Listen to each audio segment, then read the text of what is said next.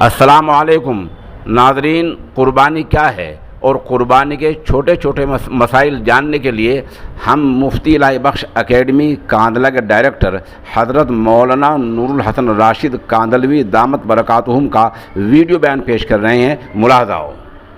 صلی علی رسول الکریم، اما بعد، کیونکہ عید الاضحیٰ کا بالکل موقع آ گیا ہے، اس لیے اپنے بھائیوں سے، ساتھیوں سے، خاص طور سے اپنے علاقے شاملی کے لوگوں سے چند باتیں عرض کرنا چاہتا ہوں۔ پہلی بات تو عید کی نماز کے متعلق ہے۔ عید کی نماز انشاءاللہ بدھ کے دن ہوگی، اور اس میں دو باتیں ہیں۔ حکومت کی طرف سے کوئی واضح ہدایت نہیں آئی، افسران نے بھی کوئی کھل کر اعلان نہیں کیا، اس لیے عیدگاہوں میں زیادہ ہجوم مناسب نہیں ہے۔ عیدگاہوں میں اگر نماز پڑھیں تو تھوڑی تعداد میں پڑھیں، بڑی مسجدوں میں پڑھیں، چھوٹی چھوٹی مسجدوں میں پڑھنا، اور خاص طور سے گھروں میں عید کی نماز پڑھنا تو بالکل صحیح نہیں۔ گھروں میں عید کی نماز نہیں ہوتی، یاد رکھیے۔ عید کی نماز چاہے عیدگاہ میں پڑھیے، مگر زیادہ ہجوم نہ کیجیے، یا بڑی مسجدوں میں پڑھیے۔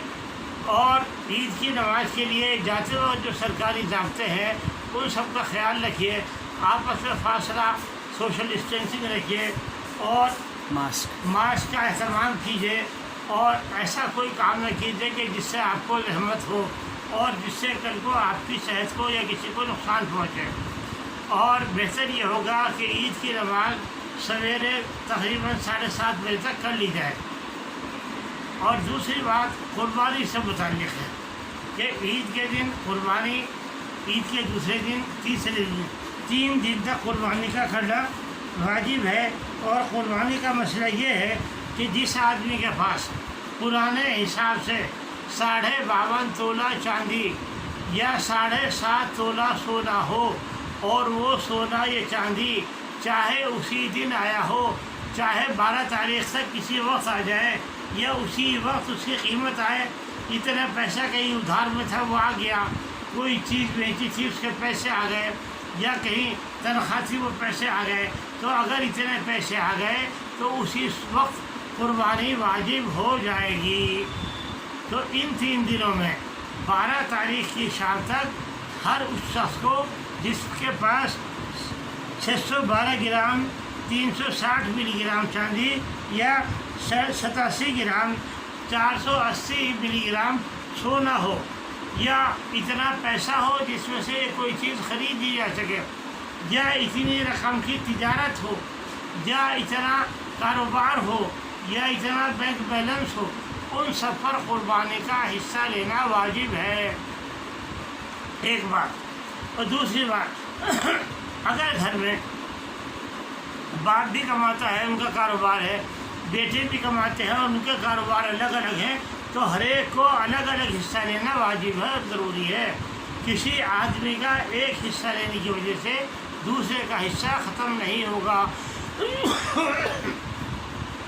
بعض گھروں میں ماشاءاللہ 4 6 بیٹے ہوتے ہیں، اور سب اپنے اپنے کاروبار کر رہے ہیں، دکان کر رہے ہیں، کچھ بھی کر رہے ہیں، اور سب کی کمائی ہے، تو ان سب کو علیحدہ علیحدہ حصہ لینا بے حد ضروری ہے۔ ایک کے حصے سے دوسرے کا حصہ نہ ختم ہوگا نہ ادا ہوگا۔ دوسری بات یہ ہے کہ عورتوں کے پاس عام طور سے زیور ہوتا ہے، چاہے وہ زیور گھر میں ہو اور چاہے وہ زیور بینک میں لاکر میں رکھا ہو، یا عورتوں کے پاس جائیداد ہے، یا ان کے پاس زائد مکان ہے جو کرائے پر دے رکھا ہے، یا ان کی دکانیں ہیں، یا ان کی کسی کاروبار میں شرکت ہے، یا ان کا اپنا کاروبار ہے، تو ان سب پر بھی اسی طرح قربانی کا کرنا واجب ہے۔ ان سب پر بھی قربانی کرنا اسی طرح واجب ہے کہ جس طرح مردوں پر ہے۔ اگر مرد ان کی طرف سے حصہ نہ کرے تو ان کو اپنے پاس سے اس کا انتظام کرنا چاہیے، چاہے اپنا پیسہ دینا پڑے اور چاہے اپنی زیور کا کوئی حصہ فروخت کرنا پڑے، لیکن قربانی کرنا بہرحال واجب ہے۔ اور ایک بات اور کہ قربانی کی رقم کسی کو خیرات میں دینے سے قربانی ادا نہیں ہوگی۔ ہمارے ہاں بعض لوگ یہ کہتے ہیں کہ صاحب کسی کار خیر میں دے دو، کسی ضرورت مند کو دے دو، ہرگز نہیں۔ 12 تاریخ تک آپ کچھ نہ کیجیے، قربانی کیجیے۔ 12 तारीख के बाद फिर आपके पास अगर पैसा है तो जिसकी चाहे मदद कीजिए, बहुत अच्छी बात है। ये जो 3 दिन है तो कुर्बानी के हैं। हज़रत नबी अकरम सल्लल्लाहु अलैहि वसल्लम ने फरमाया कि इन 3 दिनों में अल्लाह ताला को कुर्बानी से ज़्यादा कोई अमल महबूब नहीं। तो इसलिए जो अमल सबसे अच्छा है, जो खुदा के यहाँ सबसे ज़्यादा कीमती है, उसकी फ़िक्र करनी चाहिए। हमारे बहुत सारे भाई ये कहते हैं कि हमारे ज़िम्मे तो कर्ज़ है। ये कर्ज़ जो आम तौर पर होता है तिजारत में कि पैसा आ रहा है, जा रहा है, इसका आ गया, उसका आ गया, उसका चला गया, यह कर्ज़ कुछ नहीं है। इसकी वजह से कुर्बानी ख़त्म नहीं होगी। हाँ, अगर किसी के पास ऐसा कर्ज़ है कि उसकी अदायगी का कोई सामान ही नहीं, वो उसे अदा नहीं कर सकता, मजबूर है, तो उसके ज़िम्मे कुर्बानी नहीं है। ये जो कारोबार का कर्ज़ होता है ये तो आम तौर पर रोज़ाना चलता ही रहता है, उसकी वजह से कुर्बानी ख़त्म नहीं होगी। 2 बातें। तीसरी बात यह है कि कुर्बानी में खूब अच्छी तरह जी खोल कर हिस्सा लेना चाहिए। मेरे भाइयों, हम लोग शादियों में कितना पैसा बर्बाद करते हैं, हम इलेक्शन में कितना पैसा खोते हैं, हम मुकदमेबाजी में कितने पैसा ज़ाया करते हैं। उस पैसे को अल्लाह के लिए खर्च करना चाहिए, कुर्बानी में खर्च करना चाहिए, गरीबों की मदद में खर्च करना चाहिए और भले कामों में लगाना चाहिए। और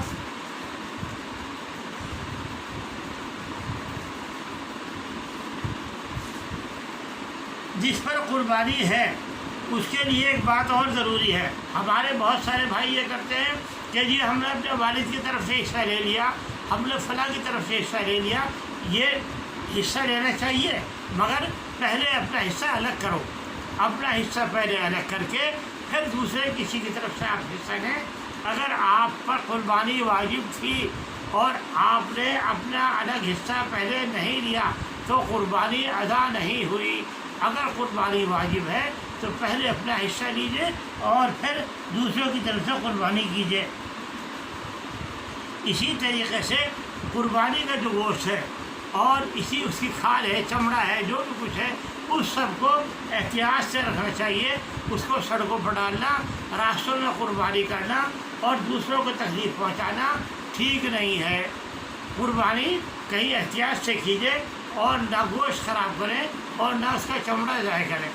चमड़ा अगर फ़रोख्त कर दें तो उसकी कीमत का सदका करना वाजिब है, एक बात। और दूसरी बात ये कि हमारे यहाँ बहुत सी जगह ये होता है कि लोग जो कुर्बानी करने वाले, गोश्त बनाने वाले होते हैं, उनसे मामला तय कर लेते हैं कि साहब तुम कुर्बानी में से गोश्त ले लेना, पाए ले लेना, सीरी ले जाना।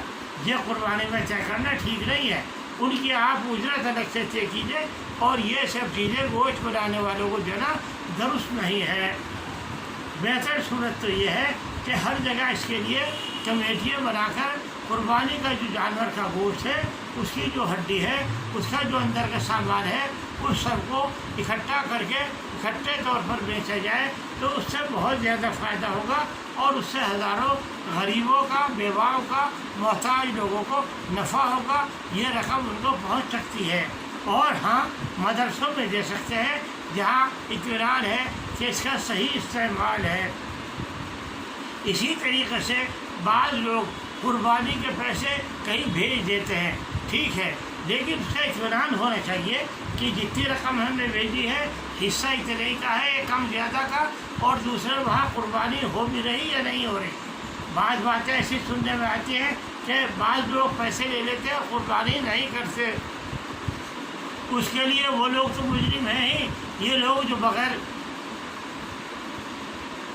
सोचे समझे पैसे दे देते हैं, ये भी इसके लिए ज़िम्मेदार हैं। तो मेरे भाइयों, इससे बहुत ज़रूरी बातें थी कुर्बानी के सिलसिले में जो आपसे कहनी थी। इन सब का ख्याल रखिए कि कुर्बानी का रास्तों पर न कीजिए, सफाई से कीजिए, सफाई का बहुत ज़्यादा ख्याल रखिए, गोश्त सड़कों पर न फेंकिए, चमड़ा गंदगी खुले में न ले जाइए। ये आपकी जिम्मेदारी है, इसको कीजिए, लेकिन ना किसी मुसलमान को ना किसी और को زحمت اور تکلیف نہ ہو، یہ بھی آپ کی ذمہ داری ہے۔ اللہ تعالیٰ ہمیں اور آپ کو اس کی سمجھ عطا فرمائے اور اس پر عمل کرنے کی توفیق دے۔ وآخر دعوانا الحمدللہ رب العالمین۔